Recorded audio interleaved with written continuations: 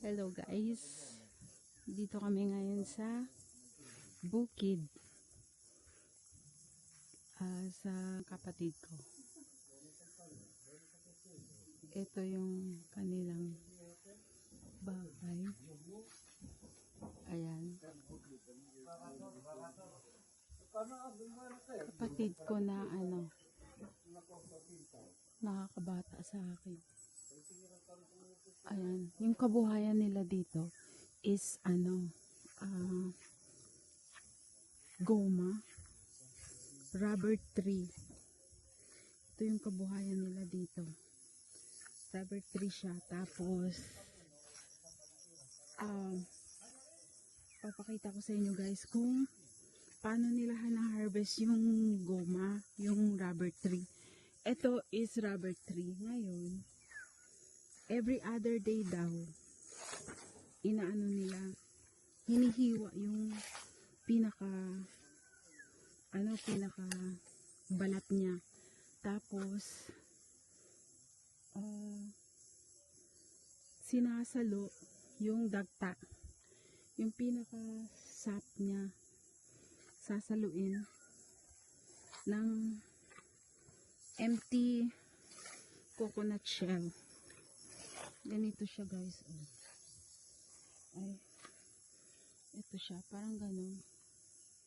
Hinihiwa siya, tapos hiwain, tapos inaano yung data, parang iipunin nila, tapos binibenta. Ayan ganun. So lang, hanap ulit ako ng mas marami na. Dumating kami dito guys kahapon. Grabe ang lakad. Paakyat pa baba. Ayan. Hanap ako guys ng puno na mayroong dagta. Kami natulog kagabi. Naglakad lang kami.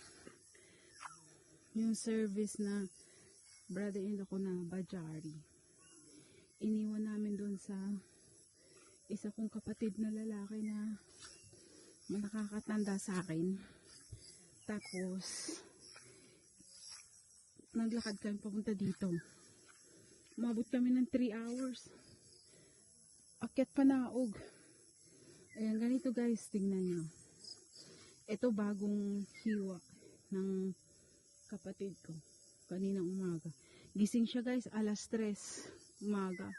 Naghihiwa na siya ng goma. Ayan. Ganito siya guys. Ayan. Ganyan. Tingnan nyo. Tapos ayan. Nahiwa. Ganyan. Ayan. So, papakita daw yung demo. Papakita. Teka lang. Didemo daw ng kapatid ko. Pero ganyan siya guys. Tapos ito, inaano yan. Parang iniipon. Yan yung binibenta nila guys. Yan. Dati guys, ano na yan, mahal na yan. 75 pesos na yung 1 kilo. Kaso lang, bumaba siya. Naging 25 pesos. Ayan. Ayan yung kapatid ko guys. May 3 siyang anak. Mabaho lang siya. Mabaho. Ayan. Maano siya guys. Ayan. Ayan yung bahay nila. Walang kapitbahay dito. Sila lang. Saan? Este. Ayan.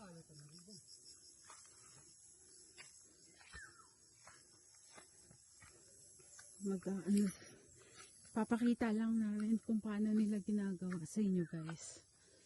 Ayan. Ayun. Wala pang hiwa. Ito wala pang hiwa. Ayan, wala pang hiwa. So ginagawa nila guys, every other day, anuhin nila, hihiwaan nila, ganyan. Teka lang. Ganito. Ayan.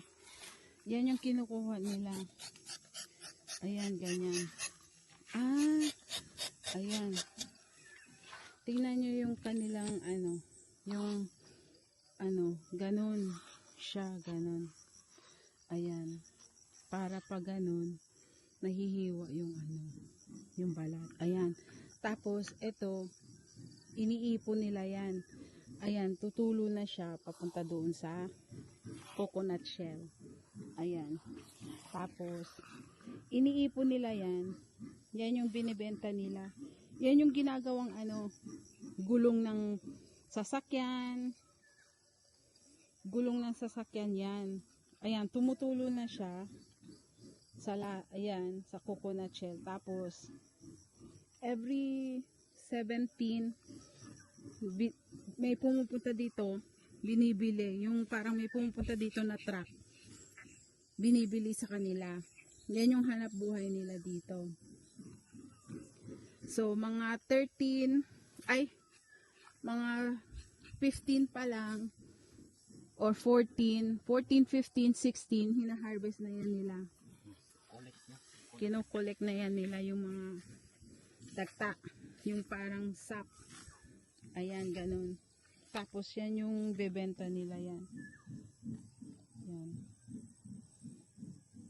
Tapos, eto siya, parang tutubo siya ulit. Kasi, hiniwa na yan hiniwa na. Ngayon, ayan, babalat na siya. Kaya kailangan, parang marunong pa yata mag-ano. Ay, Pin! Tingnan mo, hindi napunta sa sayang hindi napunta sa sa alulod. Sayang nasayang lang. Hindi nga tingnan mo. Hindi napunta sa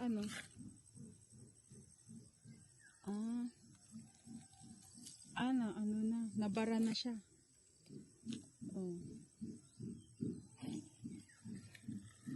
Ayaw, doon pa rin napunta sa baba. Sayang ayun. Ayan. Mga ilang oras yan tutulo?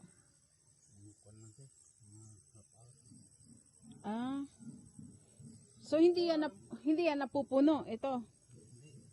Mahina pa yan yung dahon niya. Bata pa? Pag matanda na daw yung dahon, malakas na daw magbigay ng sap. Pero pagka pero malaki na yung puno niya malaki na. So ito yung pinaka nila, main source of income nila. Dito sila nabubuhay sa sa anuhan ng goma. Yan. Ayan, makulimlim na kasi umuulan naman kaninang umaga. Pero kahapon lakas ng ng araw. So ayun, wala nang dumarating dito na sasakyan or motor. Kasi yung daan niya maraming lubak-lubak at saka maputik na. So yung nakakaano lang dito, kabayo, karabaw, baka, ganun ang nakakarating dito. So ito, area na to sa kapatid kong nakakabata sa akin. Tapos sa kabila ng ilog, sa kapatid kong nakakatanda sa akin. Tapos yung isa kong kuya naman, doon din. Meron din siya dito. Sa kanya din. Ayan. Ito talaga yung main source ng income nila, guys. Sa ganito. Goma plantation. Nung bata pa kami talaga, maliit pa ako, mga 6 years old. Galing kami sa Zamboanga del Sur. Lumipat kami dito kasi nga yung tatay ko nalulung siya sa sabong. Naubos yung yung mga ari-arian niya. Binenta na lang ng ewan kung magkano yun. Parang 20,000 pesos na lang binenta. Tapos dito siya bumili ng lupa na ano, wala namang titulo. Ayun, yung indication or ano, yung parang mark na sa'yo to, ito yung lupa mo, sa'yo to. Parang kung nagtanim ka, kung ano yung tinanim mo, yun, sa'yo na. Pero talagang walang titulo dito, guys, yung lupa. Kaya back in the day, 1983 yata, or ano, hindi ko lang matandaan, guys. Parang 7 years old or 6 years old lang ako noon. Nung binili ng papa ko yung lupa, parang 800 pesos lang yata. Yan. So, pero ngayon, guys, marami ng tao dito. Kasi noon, kami lang talaga, as in. Walang kapitbahay. Makita mo, unggoy, wild pigs. Yun lang. Makikita mo. Ayan. Yan yung bahay nila. So, diyan kami natulog kagabi.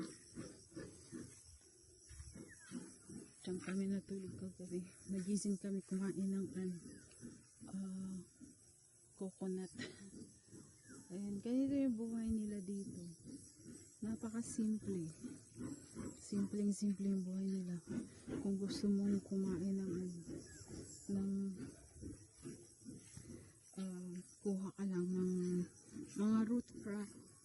Meron silang taro, gabi kung tawagin sa Tagalog.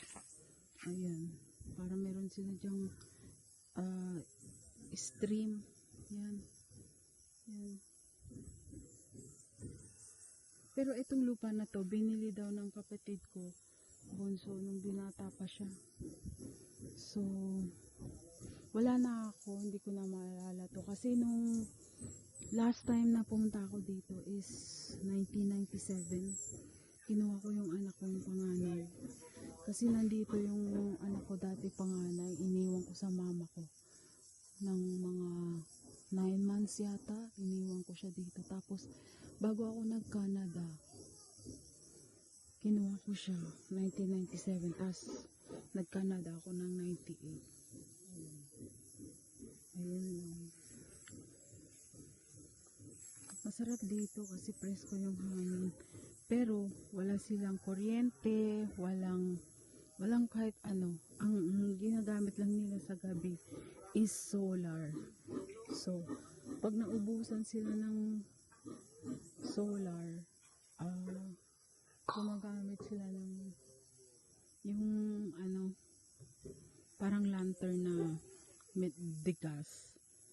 Yun yung ginagamit nila. Ayan. Hindi dito mabubuhay yung asawa ko kasi walang internet. Ayan.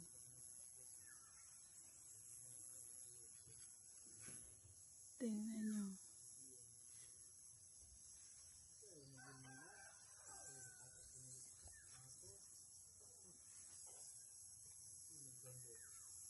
Ayan. Maga pa yan.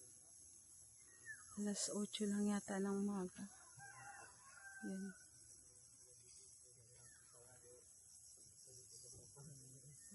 Ayan yung mga goma nila. Plantation yan ng mga goma nila. Mamaya naman, guys, pupunta kami doon sa cemetery. Papakita ko lang sa inyo yung kanilang kabuhayan. Ayan, hanggang dito na lang, guys. I will talk to you later. Bye.